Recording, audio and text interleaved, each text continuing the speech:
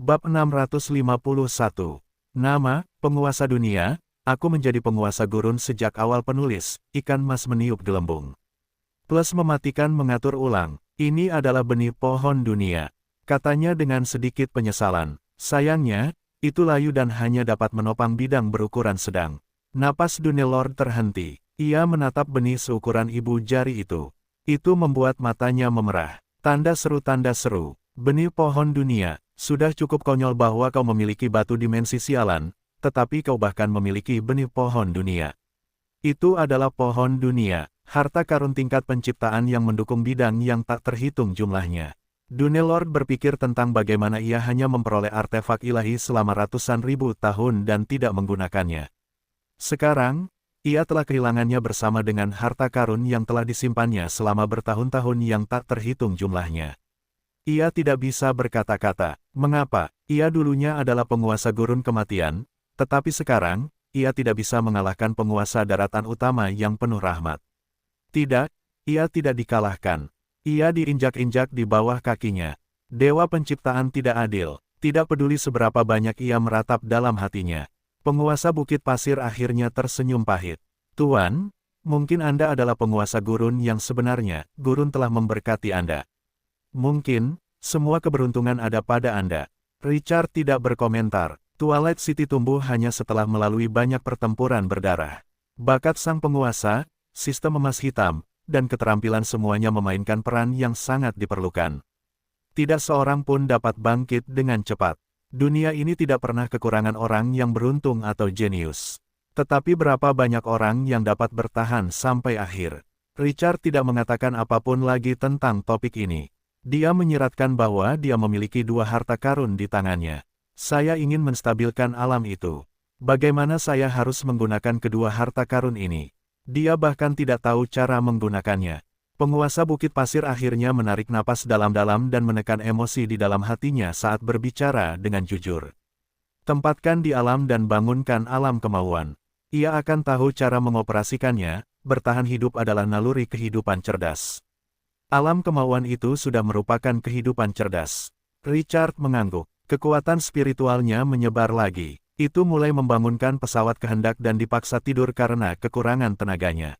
Jika dia bisa mendapatkan apa yang diinginkannya, Twilight City bisa terbang sekali lagi.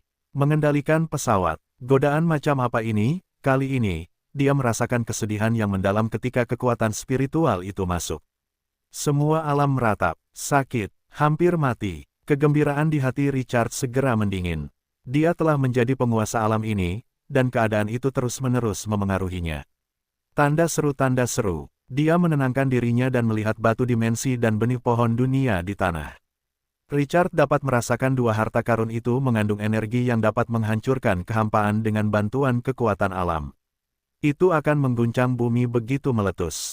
Namun, pada saat ini, dia tidak melepaskan kunci kekuatan itu.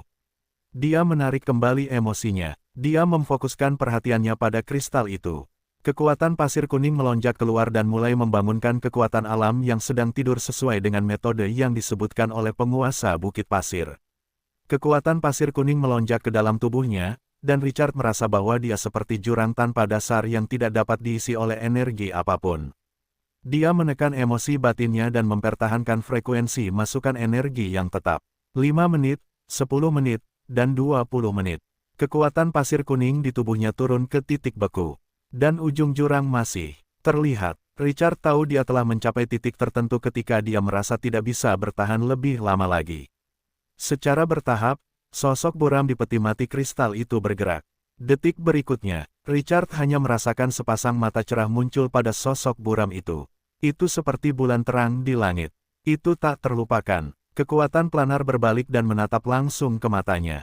Pihak lain dengan hati-hati merasakan sejenak, dan sedikit keraguan muncul di matanya. Setelah waktu yang lama, Tuan, itu mengangkat semangat Richard, dan dia segera menjawab. Siapa namamu? Suara lembut itu terdengar lagi. Bruley, namaku Bruley, Tuan, aku memilihnya sendiri. Richard mengangkat alisnya ketika dia mendengar suara bersemangat itu. Nada ini, mengapa dia terlihat seperti anak berusia 7 atau 8 tahun? Dia berbalik untuk melihat Dunelord dan menyuarakan keraguannya. Dunelord berkata dengan ragu-ragu, Tuanku, mungkin karena jatuhnya pesawat, kekuatan pihak lain telah berkurang dengan cepat, dan kecerdasannya juga menurun. Tidak ada yang salah dengan penjelasan ini. Bruley, berapa umurmu? Tuanku, Bruley lupa. Aku tidak tahu berapa umurku. Bruley selesai berbicara dan mengingat sesuatu. Nada suaranya menjadi rendah lagi. Tuanku, aku merasa kekuatanku cepat memudar, aku sakit. Apakah aku akan mati? Ketakutan dan kegelisahan menyelimuti nadanya. Seperti anak kecil di rumah sakit. Ketakutan akan kematian muncul di matanya yang cerah. Ekspresi Richard agak aneh. Makhluk cerdas memiliki rasa takut alami terhadap kematian.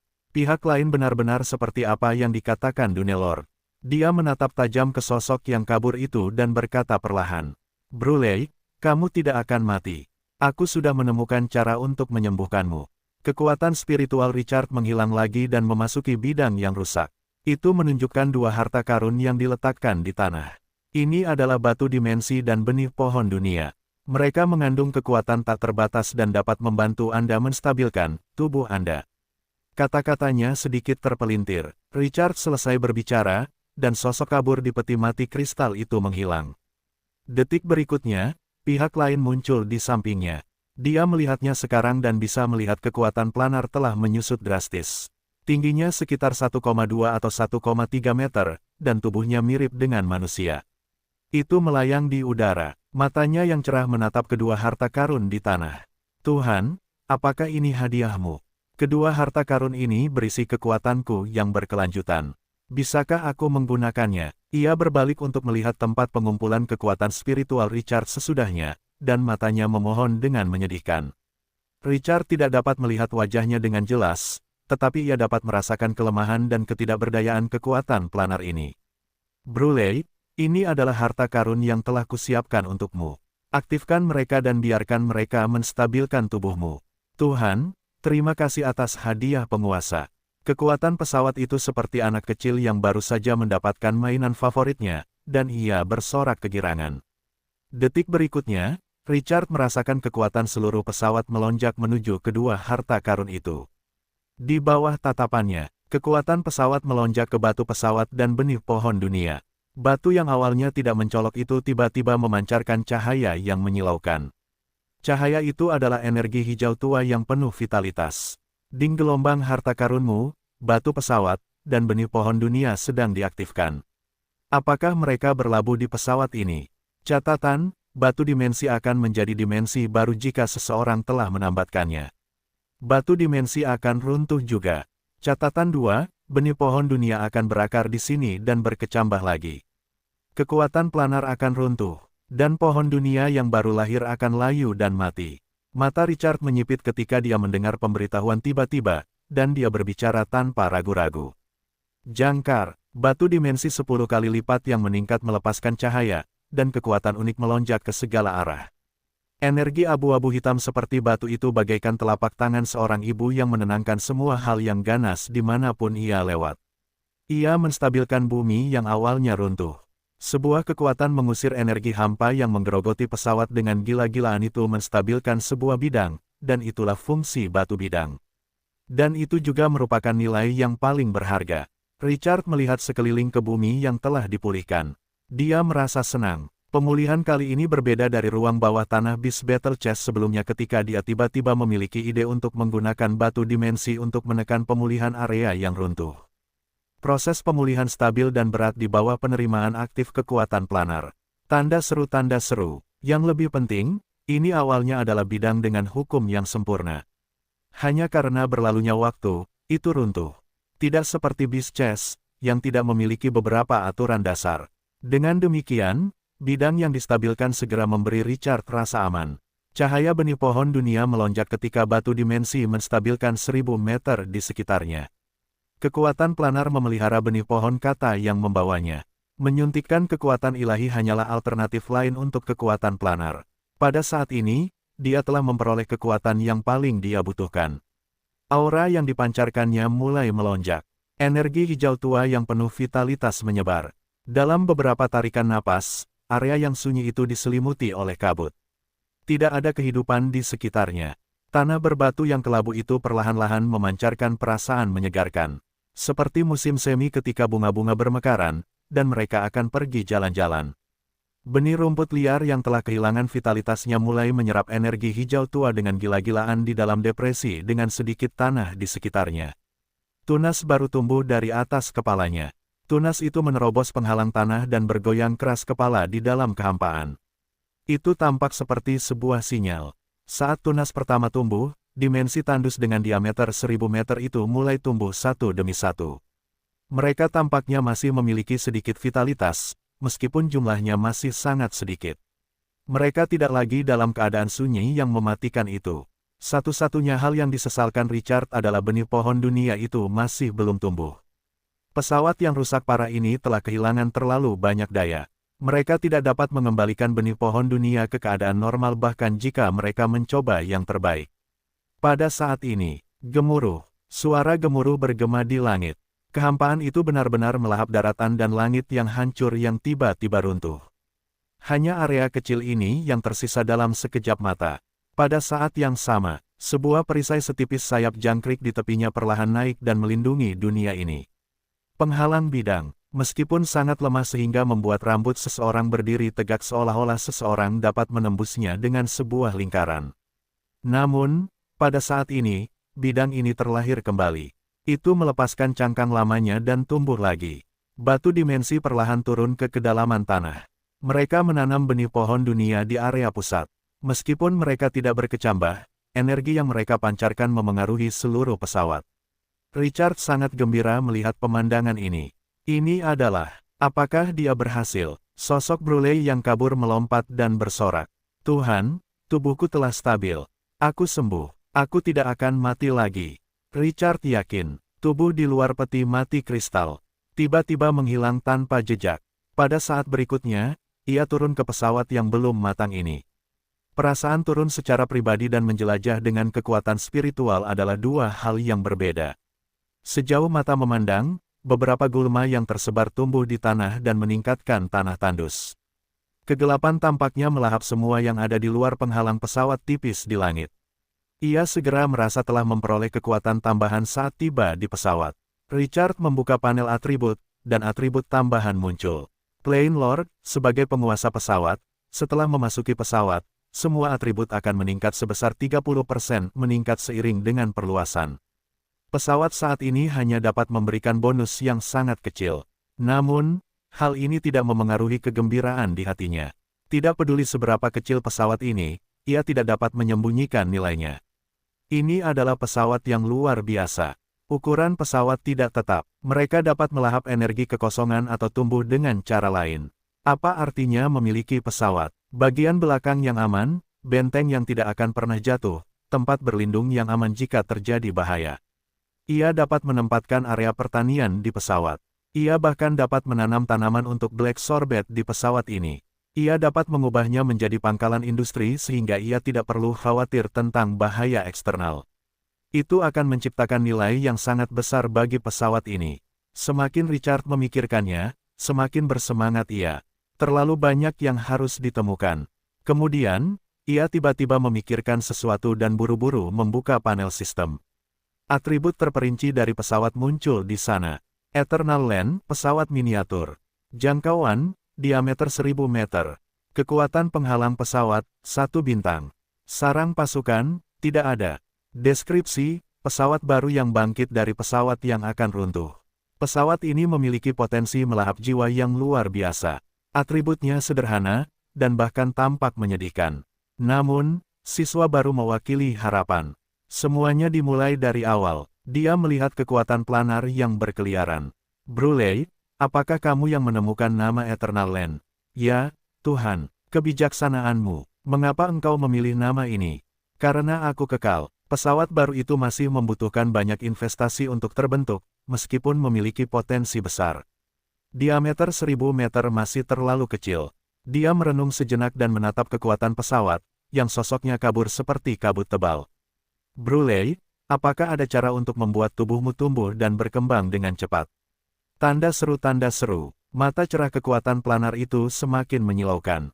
Tuan, kekuatan planar atau kekuatan hukum membantu saya. Mulut Richard berkedut. Kedua barang ini sulit diperoleh. Saya akan memikirkan cara untuk menyelesaikannya. Richard bertanya dengan rasa ingin tahu. Bisakah kamu meninggalkan tanah abadi sekarang? Kekuatan planar itu mengangguk dan menggelengkan kepalanya. Saya hanya bisa pergi sebentar. Saya tidak bisa tinggal di luar terlalu lama. Kekuatan planar itu ragu-ragu. Tuan, haruskah kita menjangkarkan koordinat spasial tanah abadi ke lokasi kita saat ini? Richard mengangkat alis dengan bingung. Koordinat jangkar, apa maksudmu? Kekuatan planar menjelaskan dengan lembut. Tuan, tanah abadi berada di luar bidang utama dan dalam kekosongan tak berujung. Anda harus menjangkarkan koordinat dan membangun celah spasial permanen untuk terhubung dengan bidang utama.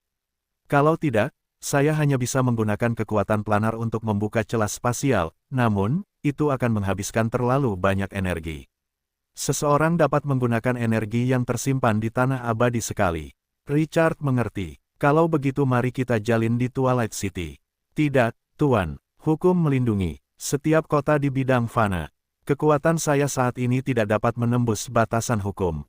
Ia mengatakan itu dan menatap Richard dengan iba seolah-olah ia mencoba mengatakan itu tidak benar, tetapi kenyataan memaksanya seperti itu. Richard menatap sepasang matanya yang cerah dan menganggapnya lucu. Saya akan membimbing Anda nanti. Richard punya tujuan tanah pasir hisap ketika ia memikirkannya. Tidak ada yang lebih cocok untuk berlabuh selain tanah pasir hisap. Itu bahkan lebih aman daripada Twilight City. Bos tingkat atas melindungi tanah itu dan mengaktifkan sebagian kekuatan pohon kuno dewa. Richard kembali ke ruang bawah tanah yang gelap setelah mengobrol dengan kekuatan planar untuk beberapa saat. Dia mempelajari beberapa informasi tentang cara mengembangkan pesawat. Tatapan Dunilord menjadi sangat rumit ketika Richard dan peti mati kristal muncul kembali tanpa kekuatan planar. Ini adalah kekayaan yang telah dikumpulkannya sejak lama. Tapi sekarang, itu semua untuk Tuan Tanah Daratan yang baik hati, dan dia telah menawarkannya sendiri. Pada saat yang sama, dia menghela napas lega. Dia melihat ekspresi pihak lain. Richard puas dengan perolehannya kali ini. Tuan, Richard menatap Dunilord yang merosot melalui sangkar berkarat dan berkata perlahan. Madi, aku akan membangun kota baru di Tanah Abadi. Kau bisa masuk dan membantuku mengelolanya. Richard menatapnya penuh arti saat berbicara. Sebelum itu, kau bisa menjadi guru di Twilight City untuk membantu penduduk membaca. Membantu penduduk membaca, Dunilord tercengang. Apa kau bercanda? Dia adalah Dunilord yang bermartabat, yang pernah menguasai gurun kematian dan bahkan menyentuh wilayah para dewa. Meskipun dia telah disegel selama ratusan ribu tahun, dia masih memiliki kekuatan yang luar biasa. Sekarang, penguasa daratan yang terkutuk ini ingin mengajari penduduk yang rendah cara membaca. Rasa absurd membuncah di hatinya. Dia berkata dengan tidak percaya. Tuan, kau ingin aku mengajari penduduk di wilayahmu, apakah mereka buta huruf? Bukankah mereka keturunan bangsawan? Richard berkata dengan ringan. Tidak ada bangsawan di Twilight City. Yang harus kau ajar adalah penduduk yang pekerja keras. Mereka adalah muridmu. Penduduk yang bekerja keras adalah murid-muridku. Sang penguasa Bukit Pasir merasa tidak enak. Rasanya seperti sekarat ketika memikirkan orang-orang miskin yang kotor, berkeringat, dan menjijikkan yang duduk di hadapannya, tertawa dengan gigi hitam kekuningan mereka, dan mengajukan pertanyaan-pertanyaan aneh. Ia masih tidak mau menyerah dan bertanya dengan ragu-ragu. Tuan, ketika aku mempelajari beberapa mantra dan keterampilan tingkat atas, aku mungkin bisa mengajari para bangsawan itu, ya, para pahlawan yang memiliki tingkat pengetahuan tertentu. Richard melambaikan tangannya dan menolak dengan tegas. Tidak, Twilight City kekurangan bakat-bakat terbaik sepertimu untuk mengajari penduduk biasa.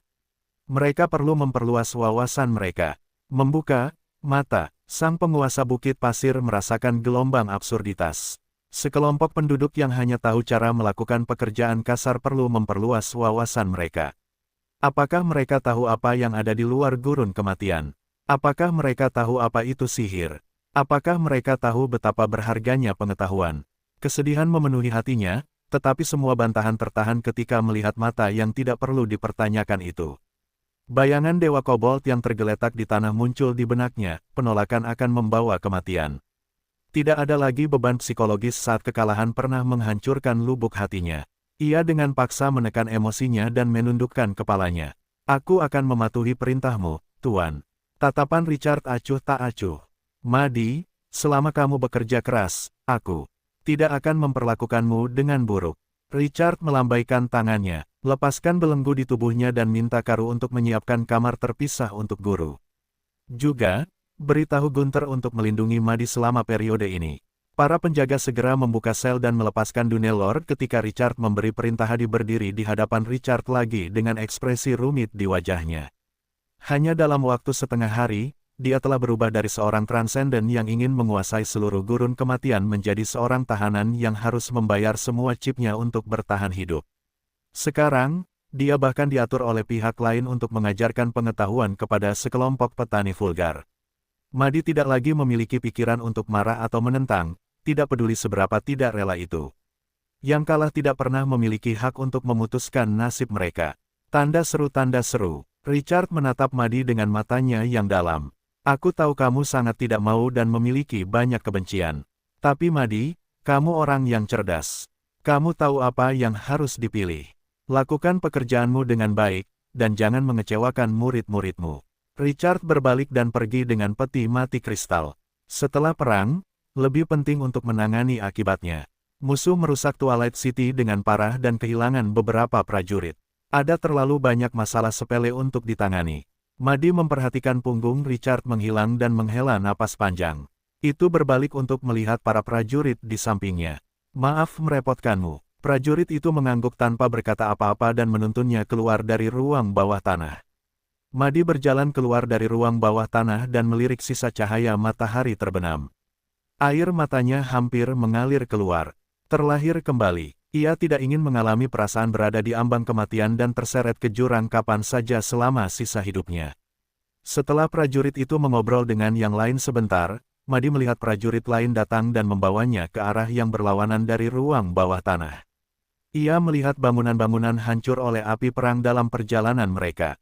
Jalan-jalan yang rusak, rumah-rumah yang runtuh, menara panah yang baru saja dipadamkan.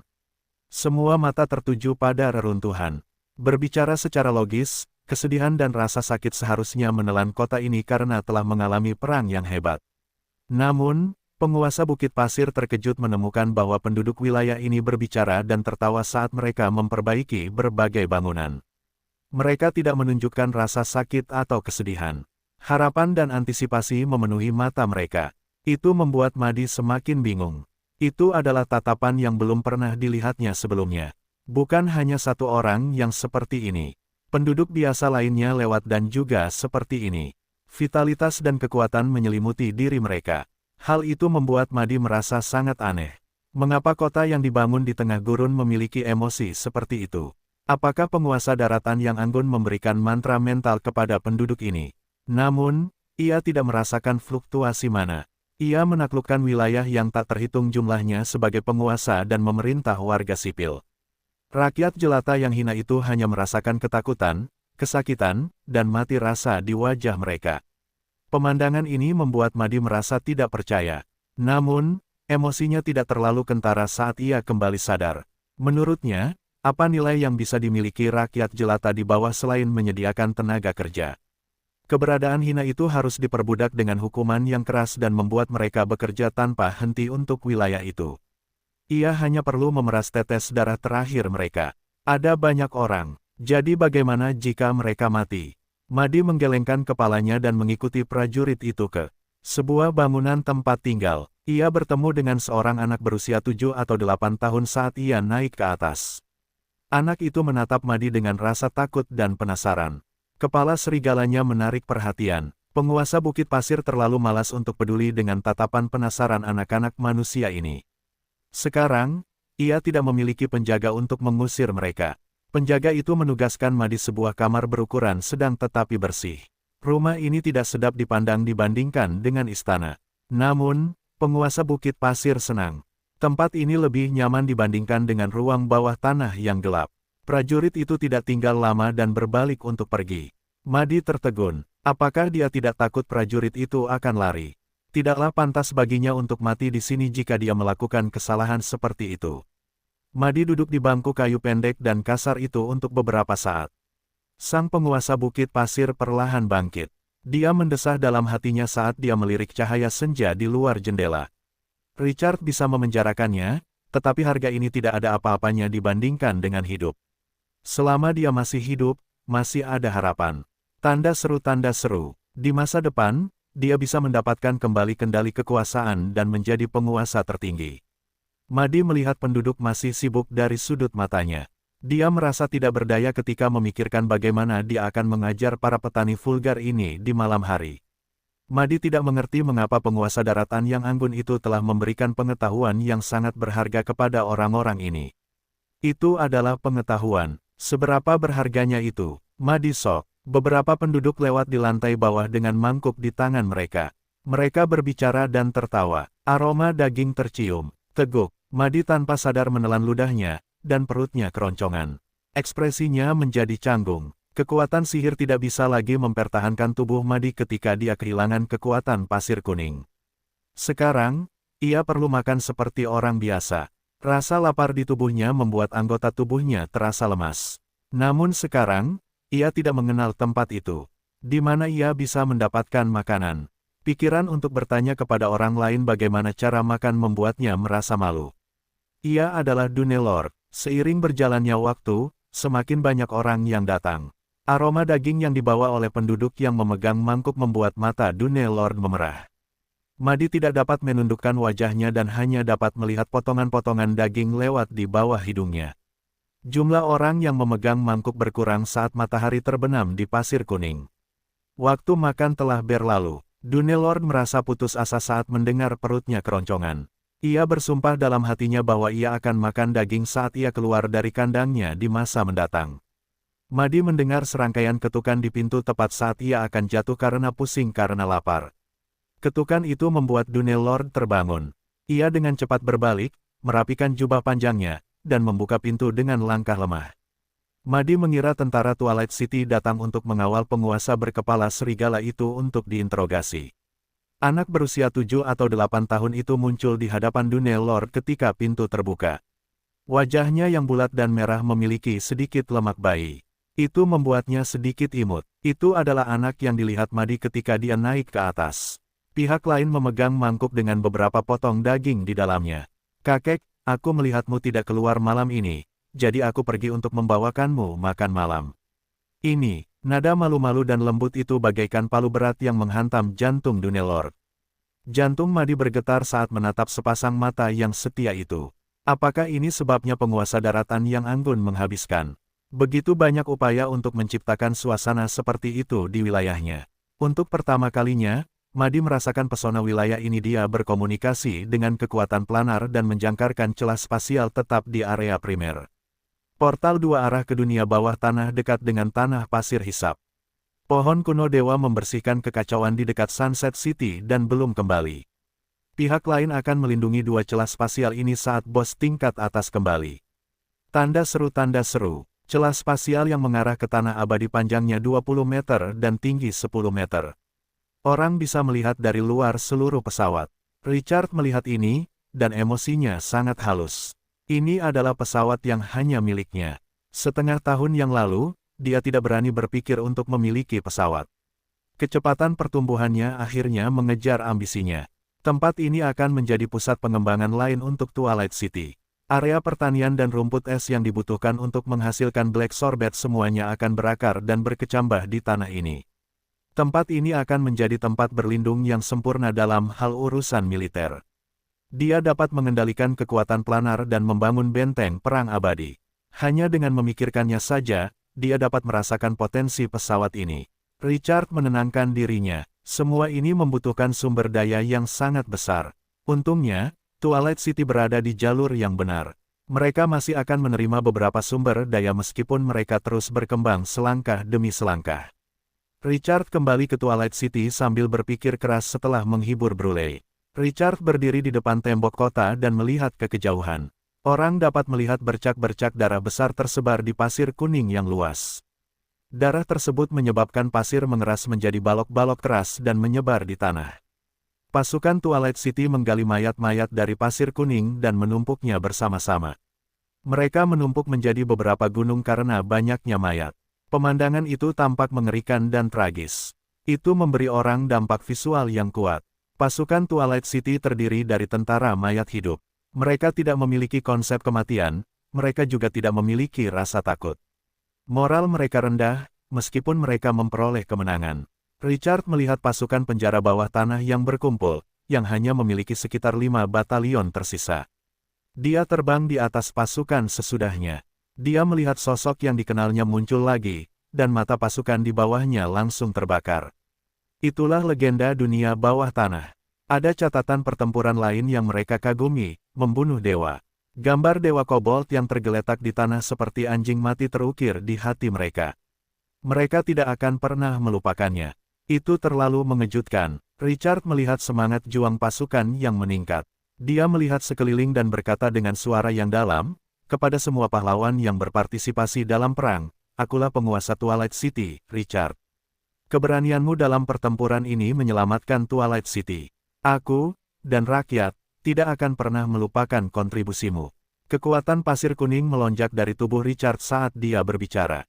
Dalam keadaan tak sadarkan diri, semua orang seolah melihat badai pasir yang melanda dunia sekali lagi.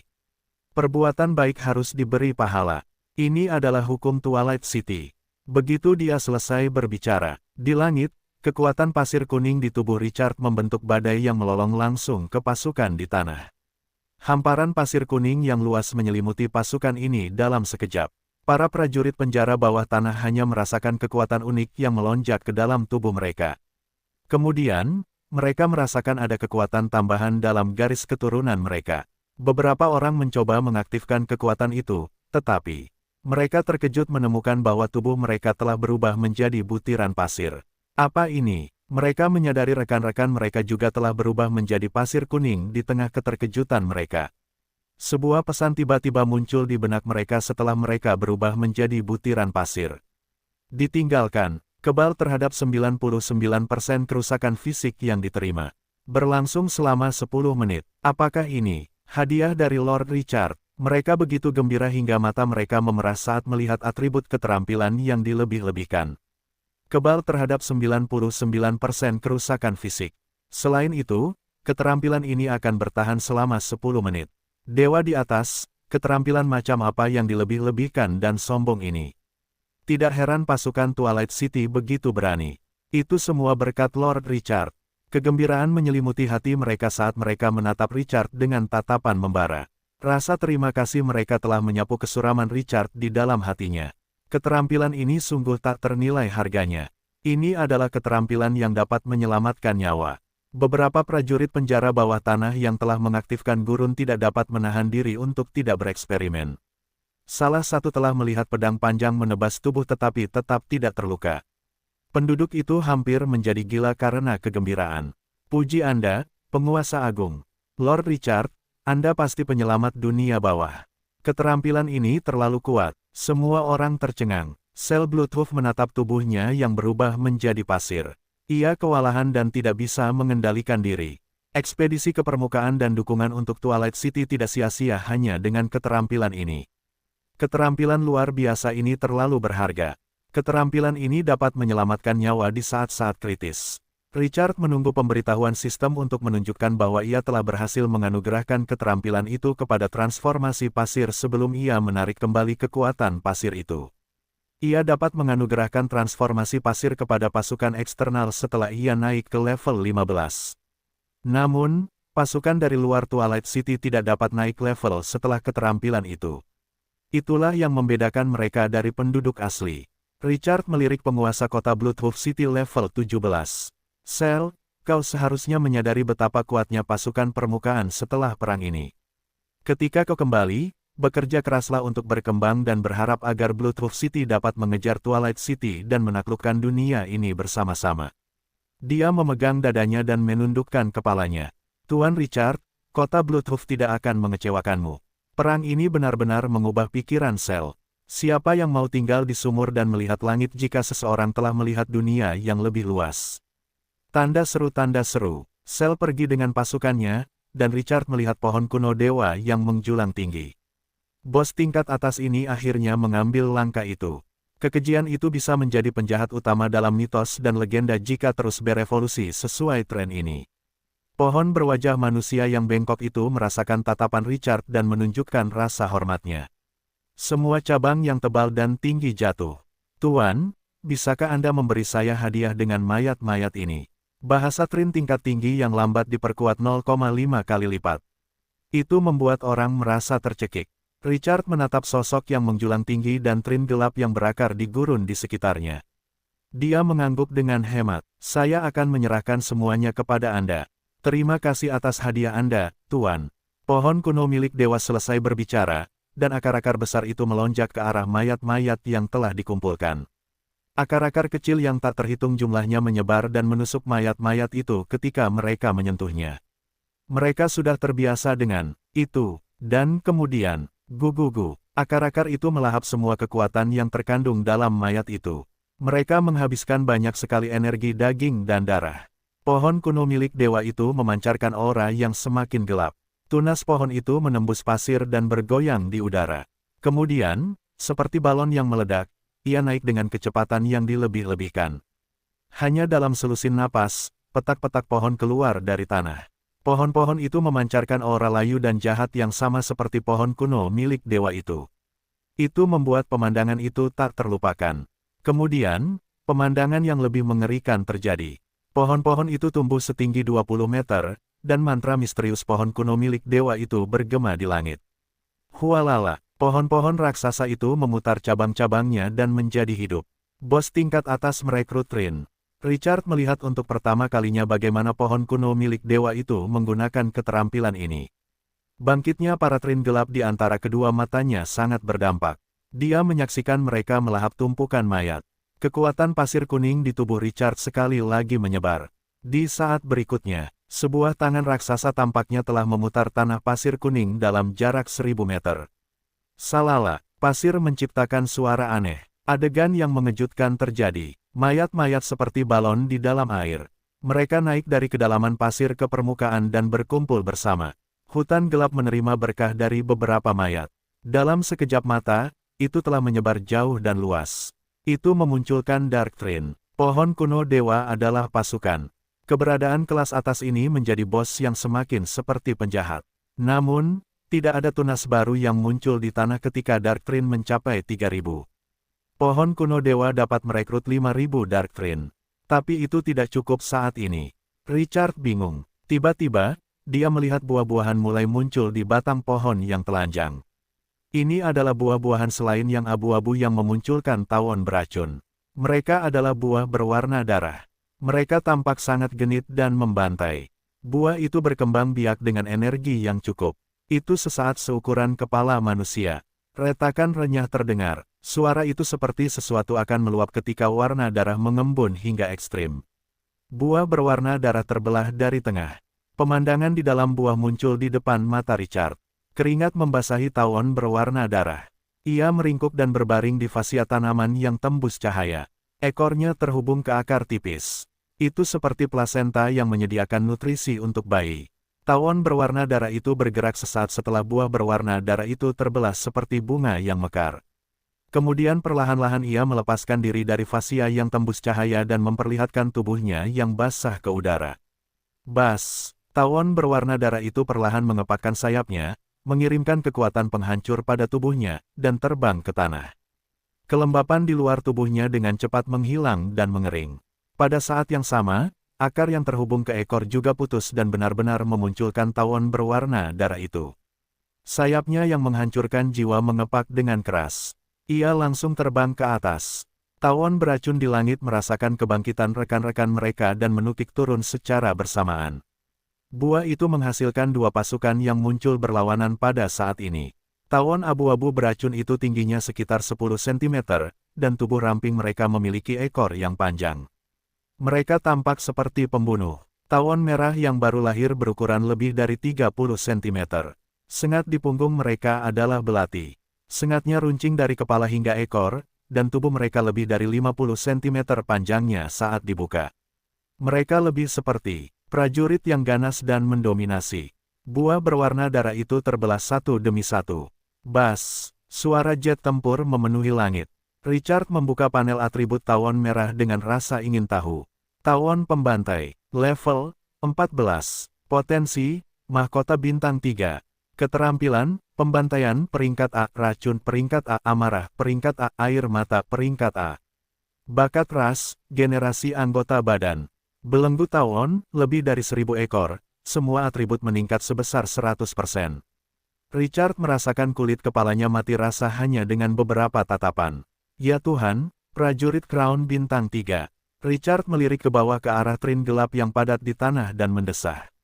Ada tawon beracun, lalu trin gelap, dan sekarang pasukan tawon pembunuh. Pohon kuno dewa akan melawan surga. Richard tidak ragu-ragu. Sudah waktunya untuk menyelesaikan misi peringkat es setelah ini. Dia bertanya-tanya apa yang terjadi pada Sina dan Valkyrie gelap ketika mereka pergi ke suku Krina. Sudah sebulan, dan masih belum ada berita.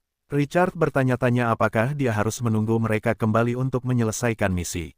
Tanda seru, tanda seru. Tawon pembantaian itu sama ganasnya dengan anak sapi yang dapat menutupi langit. Mereka mengelilingi pohon kuno dewa. Itu tampak lebih mengerikan. Mayat-mayat di bawah sudah berubah menjadi keadaan kering dan busuk setelah 2 putaran perekrutan. Itulah satu-satunya penyesalan. Retakan menyelimuti tulang dan meredup. Tidak ada pasokan energi baru. Buah-buahan berwarna darah di batang pohon tidak lagi tumbuh subur. Perekrutan terhenti ketika tawon pembantaian terakhir terlepas dari akar tali pusar dan terbang ke langit. Richard tersenyum ketika dia melihat tawon pembantaian yang menghebohkan itu. Ini adalah kekuatan Twilight City. Tepatnya ada 1000 tawon pembantaian. Selain itu, ada 3000 tawon beracun dan 3000 trin gelap. Bosnya, pohon kuno dewa, telah merekrut 7 volume pasukan yang sangat besar. Volume tersebut dapat mencapai 1 pasukan jika mencapai kuota perekrutan. Tidak sia-sia bahwa ia telah menghabiskan begitu banyak upaya untuk memelihara pohon kuno dewa. Pada akhirnya, ia menerima pengembalian yang bermanfaat. Richard dalam suasana hati yang baik. Ia memberitahu pohon berwajah manusia yang bengkok itu tentang keretakan spasial yang telah ditambatkan oleh tanah abadi dan meminta untuk melindunginya. Ia menempatkan 3000 trin gelap dan 1000 tawon pembantaian di Twilight City. Pasukan-pasukan Twilight City akan berada dalam keadaan kosong dan harus berhati-hati untuk periode berikutnya. Pohon kuno dewa perlahan-lahan pergi di bawah dukungan akar pohon dan memegang akar di tanah pasir hisap lagi setelah mengatur semuanya. Situasi telah tenang, dan Richard bersantai dengan hemat. Perang yang diatur oleh penguasa Bukit Pasir dan didukung oleh Dewa Kobold berakhir. Lebih dari separuh pasukan Twilight City tewas selama periode ini. Musuh menerobos tembok kota dan merusak bangunan dengan parah. Mereka menimbulkan penderitaan dan kerugian yang belum pernah terjadi sebelumnya. Perang telah menindas Twilight City. Untungnya, Twilight City memenangkan perang dan memperoleh banyak keuntungan darinya. Itu menebus kerugian mereka. Keuntungan pertama adalah jenis pasukan. Ada 10 sarang pasukan tipe Royal Crown Bintang 3, Mumi Penjaga. Ini adalah jumlah uang yang besar. Selain itu, mereka juga memperoleh sarang dari 3 penjaga kekaisaran, raja, sarang, dan beberapa tingkatan pasukan baru. Keganasan yang mutlak. Yang kedua adalah mereka menyingkirkan pedang Damocles. Pedang itu tergantung di atas kepala Dewa Kobold saat ini. Mereka telah menjadikan dewa yang membenci Twilight City sebagai bagian dari masa lalu. Windsor menggunakan beberapa metode untuk memenjarakan jiwa Dewa Kobold. Meskipun Dewa Kobold akan jatuh saat Crimson Moon terbit, mereka akan mengorbankan dewa berkepala anjing terlebih dahulu. Kematian Dewa Kobold membuat harga perang ini menjadi tidak dapat diterima lagi. Bagaimanapun, prajurit berkepala anjing adalah dewa yang berada jauh di atas dan mengendalikan hukum. Tidak ada harga yang harus dibayar untuk membunuh seseorang dengan pisau pinjaman. Siapa yang tahu seberapa besar Twilight City akan berkembang jika mereka memulai perang melawan penguasa berkepala anjing dan membantai dewa. Harga yang harus mereka bayar akan tragis bahkan jika mereka memiliki kekuatan seperti itu. Yang ketiga adalah kekuatan pasir kuning yang mereka peroleh dari penguasa Bukit Pasir. Ini memungkinkan kekuatan Richard meningkat pesat. Di masa depan, dia masih bisa bekerja keras untuk mengendalikan gurun. Masa depannya tidak terbatas. Yang keempat adalah penguasa Bukit Pasir itu sendiri. Pengalaman dan pengetahuan penguasa pasir ini di masa lalu adalah harta yang tak ternilai, meskipun musuh telah melucuti kekuatannya. Seseorang bisa lebih unggul dari pahlawan Beyond Areng jika seseorang menggunakannya dengan baik. Yang kelima adalah munculnya pesawat baru, Tanah Abadi. Richard akhirnya bisa memanfaatkan batu dimensi dan benih pohon dunia di tangannya. Terlebih lagi, kali ini, ia memperoleh sebuah pesawat sebagai ganti nyawanya. Itu adalah pesawat yang sepenuhnya miliknya. Sebuah pesawat yang ia cap dengan jejak jiwanya. Nilainya tak terukur. Richard memperoleh lebih dari 3 juta unit batu permata di Dune City. Ini adalah sejumlah besar kekayaan.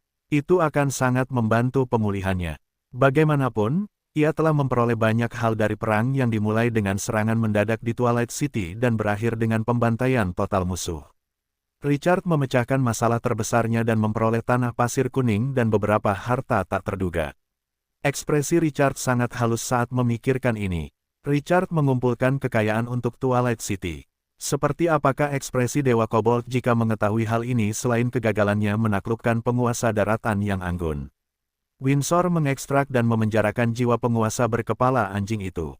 Dewa Kobold telah mencapai titik terendah dalam keberadaannya. Itu sangat disayangkan. Windsor, sosok teratas Crimson Moon, ingin membantai semua dewa di langit. Dewa berkepala anjing yang kejam benar-benar tidak dapat menimbulkan gelombang apapun. Richard kembali sadar. Dia berbalik dan berjalan cepat kembali ke rumah bangsawan. Perang telah usai, dan hal terpenting sekarang adalah menangani masalah-masalah sepele yang tertinggal akibat perang dan memulihkan perkembangan Twilight City ke momentum biasanya. Namun, Karu bergegas menghampiri ketika Richard memasuki ruangan dan duduk. Lord Richard. Richard melotot melihat senyum cerah di wajah lelaki tua berambut abu-abu itu. Richard tidak dapat menahan diri untuk bertanya dengan rasa ingin tahu, ada apa? Kegembiraan memenuhi mata Karu. Kami telah menempatkan patung naga. Sekarang, kalian dapat merekrut naga berlengan 8 kapan saja. Naga berlengan 8 telah mencapai level 19. Richard sangat khawatir tentang hal itu setelah mendengar berita itu. Hal pertama yang dilakukannya adalah meminta seseorang untuk menenangkan anak-anak. Patung naga. Richard menyipitkan matanya. Tanda seru, penjaga brankas harta karun, naga yang tidak mati. Kekuatan pertempuran yang luar biasa ini dapat melawan 1000 orang.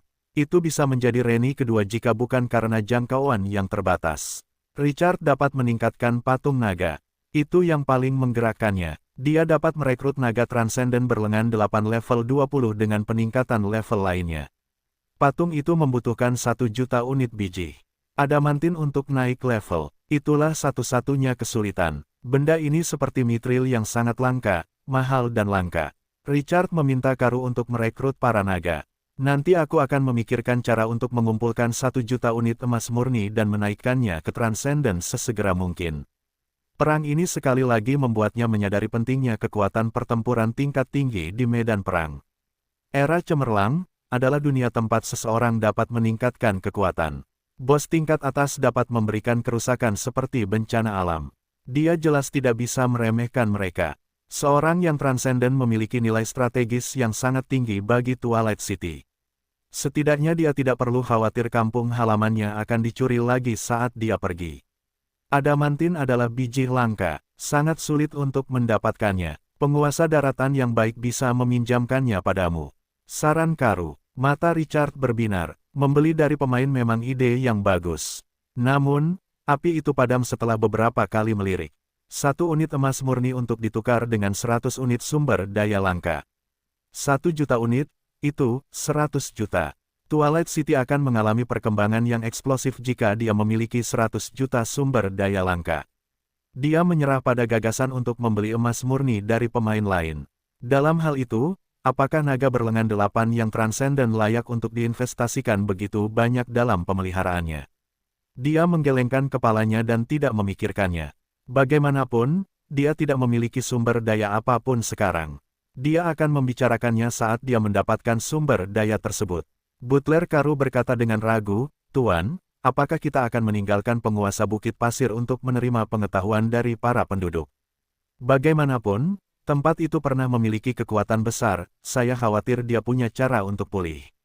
Richard menggelengkan kepalanya, "Saya bebas melakukan apapun yang saya inginkan. Biarkan Gunther yang mengurusnya." Tuan Karu bisa merasakan keyakinan dalam nada bicaranya, jadi dia tidak mengatakan apa-apa lagi dan setuju. Bagaimana moral para penduduk? Apa pendapat mereka tentang perang ini? Karena mereka dievakuasi tepat waktu dan tidak ada korban, moral sangat tinggi. Richard tenggelam dalam pikirannya. Apakah perkemahan kita selalu kosong? Ya, Tuan, pasukanku tidak perlu menjalani pelatihan perkemahan. Richard mengangguk. Gunakan perang ini sebagai titik publisitas untuk memberitahu semua penduduk bahwa mereka dapat pergi ke barak untuk mempelajari keterampilan dan teknik pertempuran. Mata Master Karu berbinar. Apakah kalian akhirnya akan merekrut prajurit dari rakyat jelata? Sumber militer Twilight City selalu menjadi sarang pasukan. Dan warga sipil tidak diizinkan untuk bergabung. Ini telah membunuh banyak impian mereka untuk menjadi pejuang dan berjuang demi Twilight City. Alasan utama mengapa banyak kota aborigin memiliki pasukan yang begitu kuat adalah karena mereka dapat merekrut prajurit dari rakyat jelata, yang dapat menghemat banyak sumber daya. Richard menggelengkan kepalanya. Tidak peduli seberapa kuat pasukan manusia, itu tidak cocok dengan Twilight City, tujuanku adalah memilih pahlawan. Selama periode ini, kelas literasi berhasil membina lebih dari 10 pahlawan. Seseorang tidak perlu memeriksa mereka di luar meskipun potensinya rendah. Namun, Richard adalah seorang pahlawan, dan Twilight City membesarkannya. Jadi maknanya benar-benar berbeda. Ini berarti kebijakan yang diterapkannya efektif dan positif. Keberhasilan kelas literasi membuat pikirannya aktif.